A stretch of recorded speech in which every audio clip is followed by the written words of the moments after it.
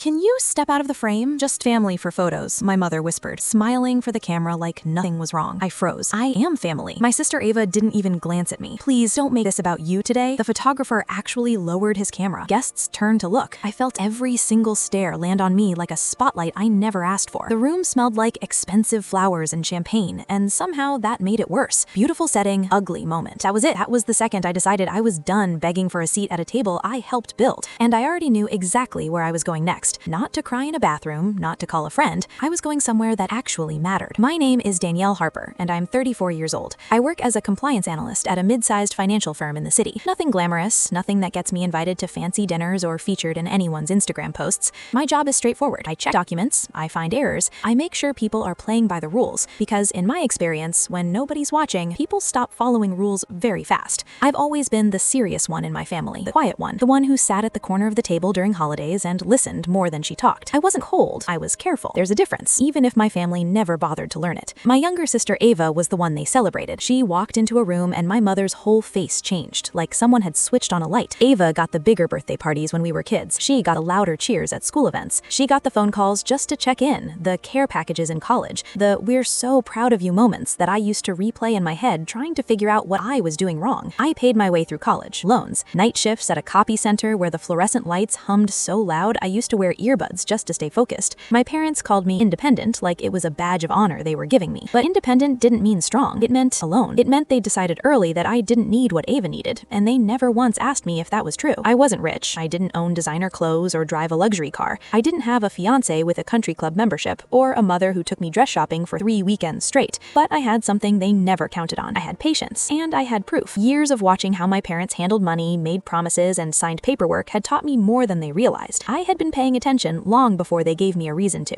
And by the time that wedding came around, I was holding cards they didn't even know were in play. If you've ever been treated like you didn't quite belong in your own family, hit that subscribe button right now. Have you ever been the responsible one? The one who showed up, who helped, who held things together, and still got overlooked when it mattered most? Tell me your story in the comments below. I am reading every single one. And click hype if you've ever been underestimated by the people who were supposed to know you best. Let's get into it. The wedding was held at a venue outside the city. White flowers everywhere, string lights overhead, the kind of event that takes months to plan and costs more than most people make in a year. Ava looked beautiful, I'll give her that. Her dress was perfect, her smile was wide and real. I was happy for her, genuinely, even after everything. I had flown in 2 days early. I helped with last-minute arrangements. I drove my mother to the florist on Friday morning because she was too nervous to drive herself. I didn't ask for credit, I didn't expect applause. That's just who I am. But then, the photographer called for the family portrait. "Immediate family, please step forward," he announced, waving people toward the floral arch where Ava and her new husband were standing. My parents moved immediately. My mother smoothed her dress, my father adjusted his tie. They stepped into the frame like they'd been waiting all day for this moment. And they had, I suppose. I stepped forward too. That's when my mother turned. Her voice was low, the kind of low that's meant to sound polite, but is actually designed to cut. "Can you step out of the frame? Just family for photos." She was already smiling at the camera when she said it, like I was a stranger who'd wandered into the wrong shot. I said it clearly. "I am family." Ava turned then. Her expression wasn't angry exactly. It was tired. Performed tiredness. "Danielle, please don't make this about you today." The photographer lowered his camera. He didn't know what to do. Guests nearby had gone quiet. My aunt, my father's sister, muttered loud enough for half the room to hear, "Well, she's never really around anyway." My face stayed still. I had years of practice keeping my face still. "I helped pay for part of the catering," I said, keeping my voice calm and even. "When the budget fell short in March, I transferred money to cover the gap. You both know that." My father's jaw tightened. "That was a loan, Danielle, not a ticket into the spotlight." People heard that. I watched 2 women near the appetizer table exchange a glance. I felt the judgment, the whispers forming in real time, the way people were already deciding what story they were going to tell about me later. My sister sighed, that long, theatrical sigh she had perfected over a lifetime. "Danielle, why do you always do this?" I hadn't done anything. I had simply tried to stand in a photograph at my sister's wedding, but the narrative was already being written around me, and I wasn't the one holding the pen. Then, my mother delivered the line that finished it. She turned to me with something that looked almost like pity, and she said, "You'll understand when you have your own real family someday." The photographer took a picture. The shutter clicked, applause followed because someone started clapping and everyone joined in the way people do at weddings when they're relieved an awkward moment seems to have overcome. I didn't cry. I didn't argue. I didn't stand there stewing in humiliation for the rest of the night. I walked away from that arch, found my bag at my assigned table near the back, pulled out my phone and dialed the number I had saved under Thompson Law for the last 2 years. I had told myself I'd only call if things got bad enough. Standing outside the reception hall, listening to the music and laughter floating through the glass doors, while my reflection stared back at me from a darkened window, I decided that bad enough had officially arrived. The next morning, I approached my father privately. We were at the hotel breakfast. My mother had had gone back upstairs. I sat across from him with coffee I wasn't drinking and said calmly that I wanted to talk about repayment for the catering contribution. He laughed. Not a small laugh, a full, relaxed, dismissive laugh like I had said something slightly ridiculous. Consider it your gift to them, Danielle. Don't be petty about it. We signed a written agreement, I said. In April. You drafted it yourself. He stirred his eggs and didn't look up. That was symbolic, a formality. You know how family works. I knew exactly how family worked in this house. It worked one direction. That evening, there was a dinner at my aunt's house. Extended family, cousins, people I hadn't seen in years. I arrived late because of traffic. The moment I walked in, I could feel something had already shifted in the room. People looked at me with that specific expression, the one where they're sympathetic and curious at the same time, which usually means someone has been talking. My cousin pulled me aside near the kitchen. Ava said you stormed out at the reception because you were jealous of her dress. I stood there for a moment, letting that land. I went back into the living room. My sister was mid-story, something about how sensitive I'd always been, and my mother was nodding along with this gentle, sad look on her face like she was recounting a long, difficult journey. When I tried to speak, when I tried to offer a single sentence of context, I was talked over. My uncle changed the subject. My cousin laughed at something Ava said. I was painted into a corner of the room and left there. 2 days later, on the afternoon before I was due to fly home, my father made an announcement at lunch, casual, offhand, like he was mentioning the weather. He said that he and my mother had been reviewing their estate plans, and that the majority of their assets would be directed toward Ava because, as he put it, she's building a family now. He looked at me briefly and added, "You're good with money, Danielle. You'll be fine." Ava said nothing. She picked at her salad. My mother smiled at the table. They were waiting for me to react. I could feel it. They expected the tight jaw or the shaking voice or the quiet exit. They had seen all three before and knew how to handle each one. I didn't give them any of it. I nodded once. I said, "Okay." I finished my water. I said goodbye politely and drove to the airport. But inside, something had moved from waiting into motion. I had been patient for years. I had stayed quiet. I had accepted the word independent as though it were something I had chosen rather than something they had assigned me. And in all those years of staying quiet, I had been watching and saving and documenting. Not because I planned some elaborate scheme, but because somewhere deep down, I had always known this day would come. Here is what they did not know. Years before that wedding, when my parents were overwhelmed by financial paperwork after my grandfather passed away, they asked me to help. I was 26. I had just started working in compliance. I knew how to read documents carefully, and I knew what certain numbers were supposed to look like. My grandfather had set up a small family trust before he died. It wasn't enormous, but it was specific. He had written clearly that the trust was to be divided equally between his 2 grandchildren upon his death, with the funds held and managed responsibly until each of us reached 30. I was the one who reorganized the files. I was the one who cross-referenced the paperwork, and I was the one who found, buried in 3 years of quiet transactions, evidence that money from that trust had been redirected, not stolen in some obvious way, moved slowly in amounts that looked routine if you weren't reading carefully. I didn't say anything at the time. I was young and I second-guessed myself. I told myself maybe I was misreading it. Maybe there was a reason. Maybe they knew what they were doing and I didn't understand the full picture. But I saved everything. I saved emails. I scanned the original documents and stored them on a private drive. And one afternoon, when my father called me to discuss the estate while I was at home, I recorded the call. Legally, in my own state, you only need one party's consent to record a conversation, and I was that party. I didn't plan to use any of it as a weapon. I just needed to know I wasn't losing my mind. I needed to know that what I had seen was real, and that if the day came when I needed proof, I would have it. The day had come. Mr. David Thompson had been the family's estate lawyer for over 20 years. He was semi-retired now, working out of a quiet office with wood-paneled walls and a desk that looked like it belonged in a different century. He smelled faintly of pipe tobacco, even though I'd never actually seen him smoke. I had met him a few times as a child and teenager, usually at formal occasions. He remembered me as the kid who asked too many questions about how wills worked. He used to answer me directly, which I appreciated then and appreciated now much more. I called his office the Monday after the wedding. His assistant said he was available Thursday afternoon. I took the appointment. I brought a folder. It was organized the way I organize everything at work, clearly labeled, ordered chronologically, easy to follow. I laid it on his desk and let him read. His face changed partway through the second page. It was a subtle shift, the kind of shift a professional makes when they realize the thing in front of them is more serious than they expected. "Did they tell you this was all handled fairly?" he asked. "They told me there was nothing to discuss," I said. He was quiet for a long moment. He turned a few more pages. He pulled one document closer to the lamp on his desk and read it again. Then he told me that there had been amendments made to the trust after my grandfather's passing, amendments that he had been informed were routine. He had trusted my father's word on that because, at the time, there had seemed to be no reason not to. He had not followed up the way he should have, and he acknowledged that directly and without deflection, which told me he was a man who still took his responsibilities seriously. "With what you've brought me," he said, closing the folder carefully, "I can reopen this matter formally." "That's what I'm asking you to do," I said. I drove home that evening past a highway billboard advertising a wedding photography service. I thought about the photographer lowering his camera. I thought about the shutter clicking without me in the frame. That same evening, Ava posted photos from the wedding online. The caption read, "Perfect day with the people who matter most." I read it once, then I put my phone face down on the counter and went to make dinner. There was nothing left to feel about it. 2 weeks after my meeting with Mr. Thompson, letters went out. My parents and Ava received formal correspondence requesting their presence at Mr. Thompson's office for what was described as a routine clarification meeting regarding the estate of my late grandfather. My father called me the evening after the letter arrived. His voice was easy, relaxed. "Danielle, what "What is this about?" Thompson said it was routine. "It is," I said. "Just some paperwork that needs clarifying. Nothing to worry about." He accepted that, because I had always been the calm one, the measured one, the one who didn't cause scenes. He had no reason to believe Thursday afternoon was going to be anything other than a minor inconvenience. Thursday came. They arrived at the office together. My mother wore a pale blue blazer. Ava had come straight from somewhere, still in her coat. My father walked in the way he always walked into rooms he expected to control, shoulders back, already talking. "Let's wrap this up quickly," he said, smiling at Mr. Thompson. "I've got a 4 o'clock." Mr. Thompson did not smile back. He waited until everyone was seated. Then he opened a folder on his desk and began. He walked them through the original trust documents. He pointed to the language my grandfather had used, which was clear and unambiguous. Equal division, both grandchildren. Upon reaching the age of 30, my father started to speak. Mr. Thompson held one hand and continued. He pointed to the amendments. He pointed to the dates. He pointed to the transfer records that did not align with the original instructions. I reached into the folder I had carried in and placed printed copies of the email chains on the table in front of each of them. Clean copies, labeled at the top, easy to read. Ava looked down at the papers in front of her. "What is this?" "Transparency," I said. My mother made a sound, not quite a word. Her hand went to the table like she needed something solid. Mr. Thompson explained the situation in plain language. There had been unauthorized reallocations of trust funds. The modifications made after my grandfather's death had not been properly authorized and had not been disclosed to the other beneficiary, meaning me. The legal term he used was breach of fiduciary responsibility. He explained what that meant and what the potential consequences were if the matter went to court rather than being resolved privately. My mother's voice, when it finally came, was shaking. "We did what we thought was best for the family," she said. "We were trying to take care of things." I looked at her steadily. "I and the family," I said. The room went very quiet after that. The only sound was the faint traffic from the street below and the soft ticking of the clock on Mr. Thompson's bookshelf. My father was staring at the documents. His confident posture had shifted somewhere over the last 10 minutes. He looked older suddenly, smaller in the chair. Mr. Thompson gave them their options clearly. If the matter was settled privately, the assets would need to be redistributed according to the original trust as written. My share would be restored in full. If they chose not to settle privately, the matter would proceed to court, where the emails, the recorded conversation, and the documented transfer history would all become part of the public record. "You have time to consult your own legal counsel," Mr. Thompson said, "but I would recommend you do that soon." My father said my name then, not impatiently, not dismissively. He said it the way people say a name when something has just become real to them. I looked at him. I didn't say anything. There was nothing left that needed saying. The control they had held over me for 34 years, the quiet assumption that I would absorb whatever they decided and move on without complaint, dissolved in that office like it had never actually been solid at all, because it hadn't. It had only been solid as long as I let it be. The trust was corrected within 6 weeks. The paperwork was processed through Mr. Thompson's office. My share was restored exactly as my grandfather had written it. Equal, fair, what it should have been years ago. No one called to apologize. I didn't expect them to.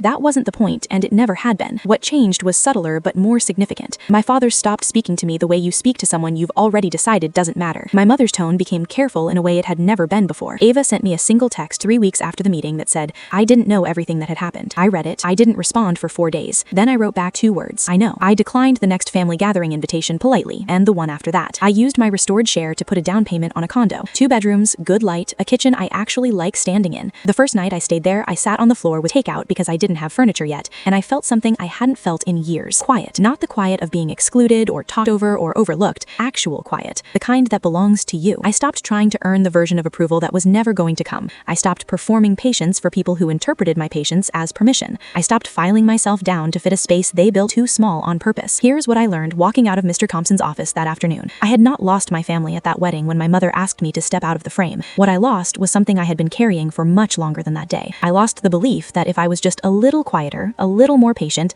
a little more understanding, eventually they would see me clearly and treat me accordingly. That belief cost me years. Letting it go cost me nothing. The clarity that came after was not something anyone gave me. It wasn't the money, though the money was mine and I was glad to have it back. It was the moment in that office when I said, "I am the family," and meant it completely, without apology and without asking anyone in that room to agree with me. I didn't need them to agree. I already knew it was true. Have you ever been excluded from something you had every right to be part of? A wedding photo, an inheritance conversation, a decision that affected your life but was made without you? Tell me your story in the comments below. I want to hear it. Subscribe if you've ever been pushed to the side but refused to disappear quietly. Click hype to help this story reach someone out there who needs to hear it today. Did this story hit home? Like the video and share your thoughts below. Your support means more than you know, and I am reading every single comment. Everyone.